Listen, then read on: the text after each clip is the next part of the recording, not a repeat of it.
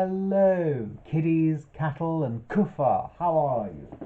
No, I just came on here, show you that I'm still alive for the few that do follow me, the 2.5 subscribers that I've got. Well, more than 2.5 actually, but only a few regulars. Now,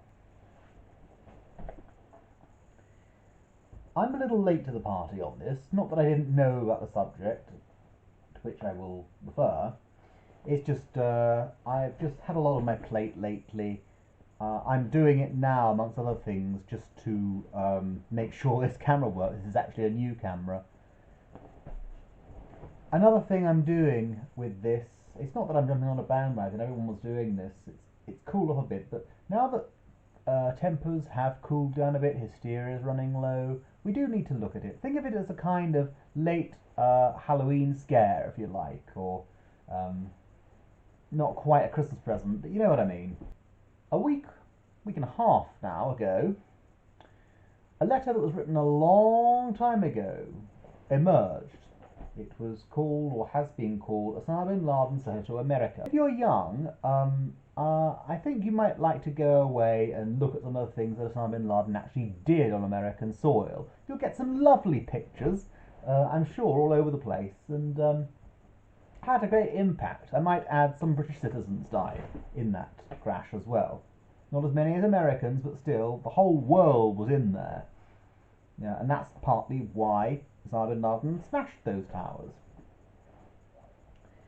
But with the recent conflict between Israel and Hamas in the Palestinian region, there has been, I think it's probably that made this go viral online on TikTok. Now, another reason why this is almost masochistic on my part is because I've only interacted with one other TikToker in the past. That was a person that either believed or pretended to believe that the Romans never existed. Don't ask.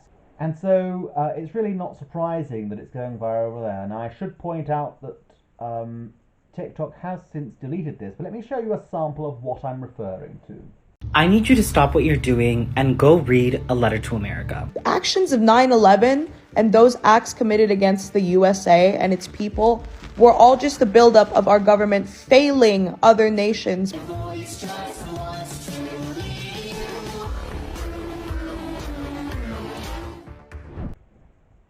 Yeah, a group of young people praising the acts of Osama bin Laden on American soil. And I wanted to delve deep into what it is. Now, if you try to look up that letter for yourself, you might have difficulty seeing it, because The Guardian on its website, that's where they had a translated version of it of their own, said we deleted it because people were reading it without full context. What context? The whole thing. He gives the context in there. They're doing it because they're under pressure. But we'll go through it together, or I'll skim it rather, for your benefit. And we'll have a look as to why it might appeal to the young at the moment. I should point out that opinion is divided as to whether the authorship really should be ascribed to Osama bin Laden himself, but still, to all intents and purposes, it's by a terrorist. It's by a high-ranking jihadi, it seems, in Al-Qaeda.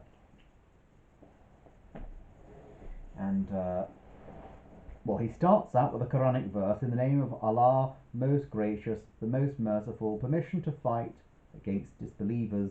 So right off the bat, he's going in, and he's saying that he's been wronged, and he's fighting back. Now, all you really need to know about, well, he starts out by saying, some American writers have published articles under the title, On What Basis Are We Fighting? Yeah, it talks about the presence of Jews in what he calls Palestine. He doesn't actually talk about having a two-state solution. He actually sees the mere presence of Jews in the area as a verse. So he kind of wants to reverse 1948, or go back to those Arab tribes that were conflicting pogroms on the Jews in the area. He says, you attacked us in Somalia. You supported the Russian atrocities against the Chechnya. He's talking about he's talking about the Kali. They're a Muslim tribe. The Indian oppression against Kashmir, so he's against the Hindus there, and the Jewish oppression against us in Lebanon. So that's he's talking about Hezbollah there. He then finds fault with American foreign policy. He does talk about, that's Guantanamo basically, discusses the stealing of oil.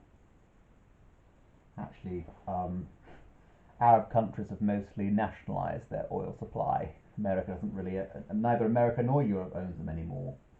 But then when he's finished talking about American foreign policy and the existence of Israel, and as I say, with the India or the Hindus, he goes on to discuss the first thing that we're calling you to is Islam.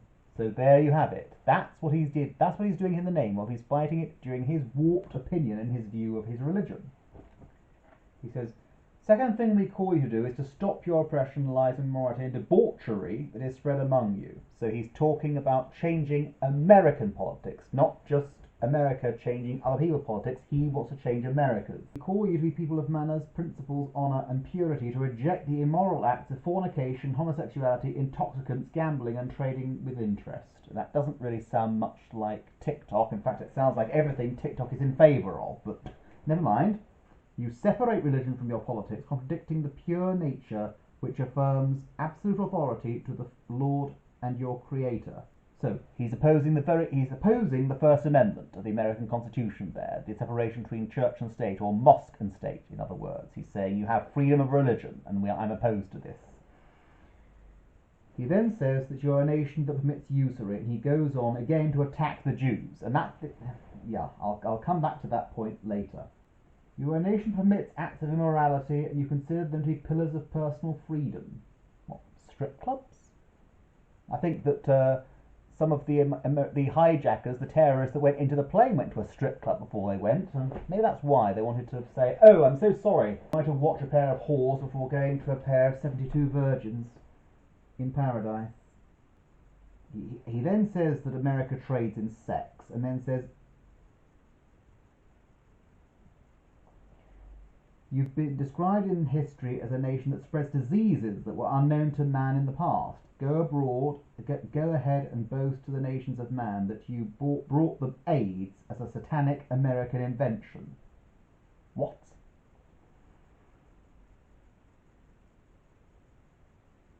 You've destroyed nature with your industrial waste gases and more than any other nation in history. Okay, he sounds like Greta now.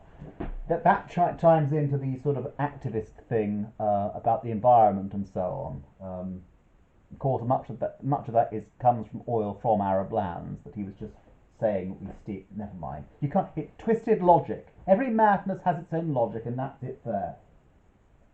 I do find it interesting. The AIDS one is an interesting one because if you listen to black supremacists, they often say that white people found out about AIDS. They found the HIV or the related thing that you find in bonobo apes and passed them on to black people to extinguish, to wipe out the black race. And then you find people like Louis Farrakhan, who does say that, but he says the Jews did that. So he's just taking the natural thing. He says America discovered AIDS in the African jungles so that they could kill all the black people. And they forgot to make themselves immune to the virus. He repeats his allegations and says stop supporting Israel, India, and the Russians against the Chechens. He says the Islamic nation that was able to dismiss and destroy the previous evil empires like yourself, the nation that rejects your attacks, wishes to remove your evils, and is prepared to fight you. You are well aware that the Islamic nation, from the very core of its soul, despises your haughtiness and arrogance. Modest chap. This is our message to Americans as an answer to theirs. Do they now know why we fight them, and over which form of ignorance, by the permission of Allah, we shall be victorious? He said a few decades before getting shot in the head. Now, a few thoughts on this. I want to make clear that the American intelligence community should never have tried to censor this as they did for a long, long time, and the Guardian should not have removed it from their newspapers. There is something rather interesting that a lot of people have missed. Because yes, it probably is the conflict in Israel-Palestine that is causing these tensions to inflame. And it's often young people, activist types, that say they want to support the Palestinians. They never really say what part of Israel or Palestine they're talking about when they say, I want a two-state solution. And they also conveniently overlook the fact that he doesn't actually call for a two-state solution at all. And it's interesting, because I've read a separate letter that he wrote. And he's very clever with his wording. He makes no meaningful distinction between Jews, between capitalism, between corporatism, between usury, as he calls it in there, and between Israel. In a separate one, he says the blood of Christians shall pay the price. But it's very interesting, and it all leads you to a very horrific conclusion, which is that if you've been raised with an education system that allows you to believe that there's always an oppressor and an oppressed, and the oppressor, what you see as the oppressor, is always the bad one. You know, that the one that's being oppressed, as you see it, they never did anything to deserve it, or could be on the side of evil. It can never be that. It has to be a clear case of colonization and enslavement and imperialism. Now, of course, he's very clever in his wording, because he never mentions the fact that he actually was not anti-imperialist at all. The nature of a caliphate, by definition, is that you want to spread your religion throughout the entire world and impose your will upon it. He never mentions that. Well, he hints at it, but of course if you're young and stupid and you've just read that, of course you're going to think that there's only a white form of colonialism, and that and that's all he's calling out. And the fact of also that a lot of Muslims also died in those towers is another thing that they don't know because they're thick. And again, it's just the verbal trickery of using the word Jews and just using the word and to blur the line between Israel and the banking system to play into old tropes. And it's also the clever means of omission. They don't know where Kashmir is. But the fact is, he's being not just anti-Indian, but anti-Hindu in that statement. He makes it twice. But again, if you're raised to believe that your own country is hateful and racist and colonialist, of course you're going to jump to somebody like Osama bin Laden who fights against it. It's like millionaire children who suddenly decide they're communists because they're so guilty over what they've been born into. Just cosmopolitan white people that feel white guilt. They don't move into a multicultural area or anything like that, but they will, they'll make sure that everybody else does, and they just have this incredible guilt complex about them, and they'll be anti-imperialist. The fact that the Soviet Empire was so called, the evil empire was so called for a reason, the communist one, is irrelevant to them. Of course, a lot of people exactly like their parents died in those twin towers, and as I say, many Muslims did as well. And he doesn't mention this, and he doesn't need to. But of course, the fact that Osama bin Laden killed 3,000 people approximately is a terrible, terrible thing. But it's also very interesting that we've failed the new generation to such a degree that they're actually praising him. And I'm surprised that, in a way, that TikTok removed those things so suddenly, because basically anything that is anti-Western is welcome on TikTok. Anything that would weaken us in any way. And you just get a load of strange, gender-confused weirdos and people that don't know what from the river to the sea actually means, even though they chant it frequently. People who don't realise that people exactly like them would have their throats cut if Osama bin Laden got his way. They're praising him openly because it's like a new Che Guevara in a way. He's a revolutionary, and he was opposed to He was on the other side. He was on the side of the poor oppressed Cubans, so he just had to be in the right. But life isn't always like that. So, I'm going to leave a link so that you can read it if you wish, using the Wayback Machine. I think it would be good for you to look at it, because it's a good historical document in the recent past, but it can show you how stuffed a new generation can be. I like to think that many more are more sensible. The ones that aren't on TikTok, I reckon, are going to be more on the ball. And I'm also, if you feel frightened after having read it, I'm going to leave a link to you about Osama bin Laden to a video called Finest Girl, because it's hilarious. And yeah, so that's what I decided to have. As I say, it's a kind of late Halloween scare. I promise you I will put up new recipe videos, new talking-based videos.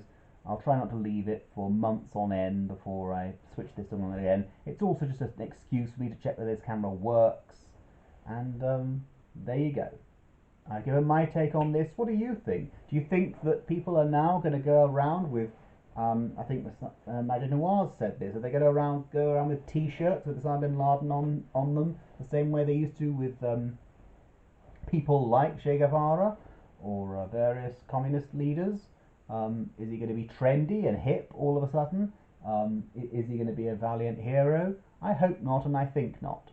But it's interesting to see those cartoons by Satan Atheist who portray those of social justice warriors joining ISIS, almost becoming reality now, where a load of gender confused people were following Jihadi John and just because they were anti-Western, anti-America, anti-everything that they stand for, anti-capitalist, anything. Anti-anything, provided it isn't on their own side. So, bit of a morbid thing to turn to, but I decided to have a bit of a rant and a bit of analysis. So there you go. Ta-ta!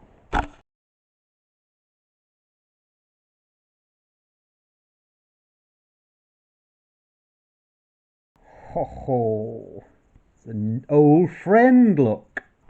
This is the creature who tried to kill off J.K. Rowling in her zombie fiction. Critically acclaimed transgender horror author hails Osama bin Laden's principal destruction of the Twin Towers. This is the clown whose literature I looked at last year. Gave a review. You know what? Forget late Halloween scare. Forget the forget Onision. Forget the recipes. This is what I'm going to go for my Christmas special. I must do a sequel to that review, especially now that we have matching glasses. This will be spicy. Watch out.